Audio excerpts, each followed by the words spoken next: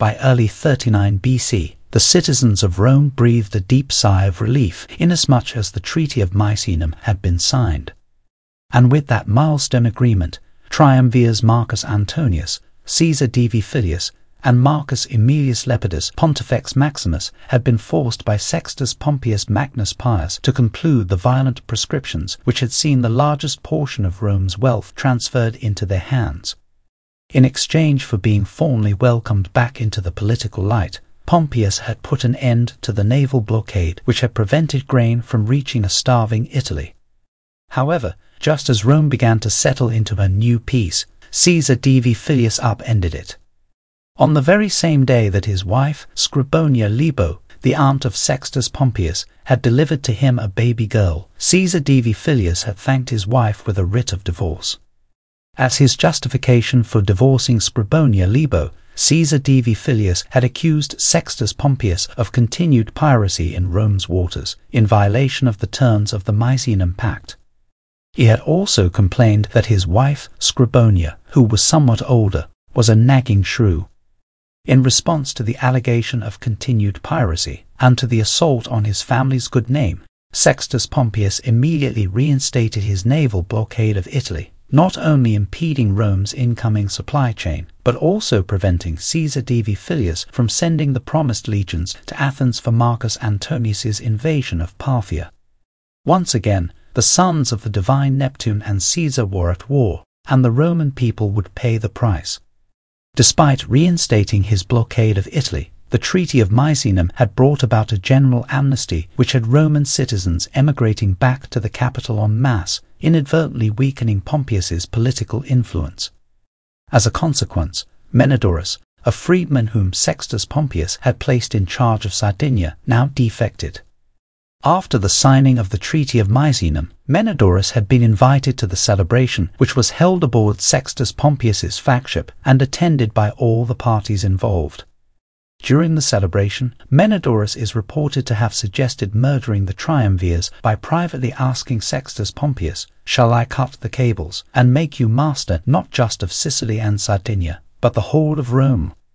Menedorus was then chastised by the son of Neptune, who said that he should have just done it without first asking, as Sextus Pompeius was bound by the oath he had taken.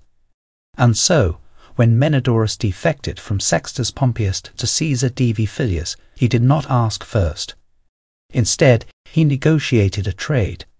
He delivered to Caesar Divi Filius the territories of Sardinia and Corsica, 3 of Sextus Pompeius's legions, and a portion of his fleet, while Caesar delivered him from his lowly social class, elevating Menedorus from freedman to equite. Putting to good use these gifts from Menedorus, Caesar charged Marcus Vipsanius Agrippa with finding a discreet location wherein a new fleet could be constructed without raising the suspicions of Sextus Pompeius, against whom the fleet would be used. With plans to remove Sextus Pompeius firmly underway, Caesar also needed to solidify his political support within Rome's traditional families. On January 17th of the 38 BC year, Caesar Divi Filius took as his third wife the pregnant Livia Drusilla. We do not know whether it was by force, negotiation, or bribery, but during the marriage ceremony it was Tiberius Claudius Nero, Livia's ex-husband and father of her children, who stood in the role of father or paterfamilias, performing the traditional ceremonial gesture of giving the bride away. In an attempt to reframe the shocking impropriety of Caesar Divi Filius in callously stealing another man's wife, a colourful anecdote began to spread to accompany the Sibylline verses which had been translated to favour his marriage to Livia, stating that Caesar had caught a pregnant hen that fell from the talons of a flying eagle. The tale of the gravid hen was interpreted as a divine omen that Jupiter Octavius Maximus intended for the son of the divine Caesar to take a fertile wife, as could be proven only by her pregnant state. Because Roman law gave custody of children to their fathers, when Livia Drusilla moved into the home of Caesar, she was forced to leave her now 3-year-old son, Tiberius, in the care of her ex-husband. Once in her new home, Livia was immediately entrusted with the care of another woman's child, Caesar's infant daughter, Julia, whose own mother, Scribonia Libo, was also now bereft of her child thanks to the marital whims of Caesar Divi Filius. The duty of upper-class Roman mothers was to rear and educate their children, whether sons or daughters, in the many ways of being properly Roman. It was the mother who taught Roman children the basics of reading and writing in both Latin and Greek, as well as basic arithmetic. At around the age of 5 years, when most Roman boys had exhausted the tutoring abilities of their mothers, their continued education was turned over to the tutelage of pedagogues, who began instructing them in the foundations of politics, philosophy, stoicism, history, rhetoric, and oration. On the Campus Martius, boys also engage in acquiring physical combat skills, training their bodies as well as their minds in preparation for military service in Rome's legions. Although some girls were given the opportunity to study under a pedagogue alongside their brothers, most girls continued their education under their mothers, who instructed them in the art of spinning and weaving, how to properly maintain a household, how to balance the household budget, and how to properly choose and care for household slaves. But at just 3 months of age at the time Livia and Caesar were wedded, Julia Caesaris Filia required only feeding and changing, duties which fell to a wet nurse and appropriately trained slaves. For Rome's ruling class, children were primarily the building blocks of a mighty Rome. As the time had drawn near for the 7 months pregnant bride, Livia, to give birth to her second child, after her divorce from her previous husband, Tiberius Claudius Nero, and remarriage to Caesar Divi Filius, gossip began to circulate within the city, which named Caesar Divi Filius as the father of Livia's unborn child, thereby implying that Tiberius was cuckolded by the triumvir. Yet Tiberius Nero knew the facts.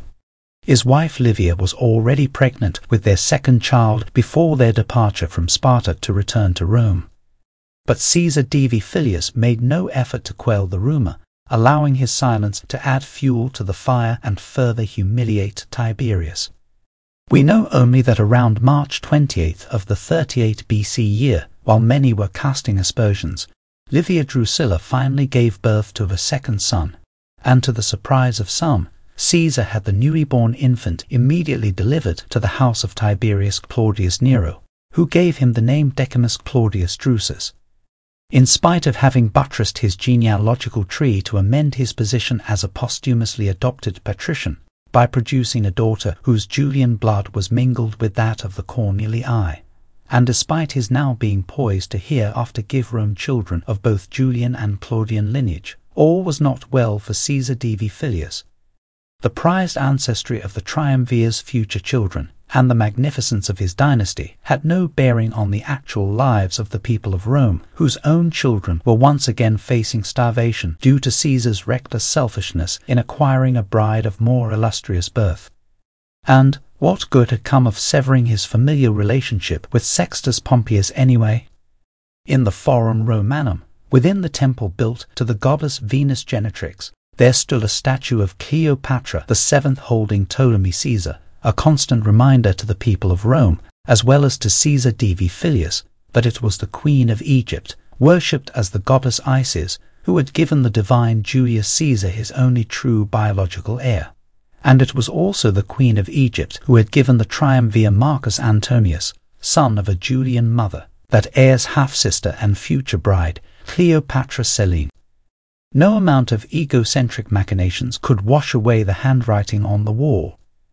It was not in Rome where the dynasty of the divine Julius Caesar would be established, but in Egypt, where Ptolemy Caesar, the half-brother by adoption of Caesar Divi Filius, was worshipped as the living incarnation of the god Horus, son of Isis.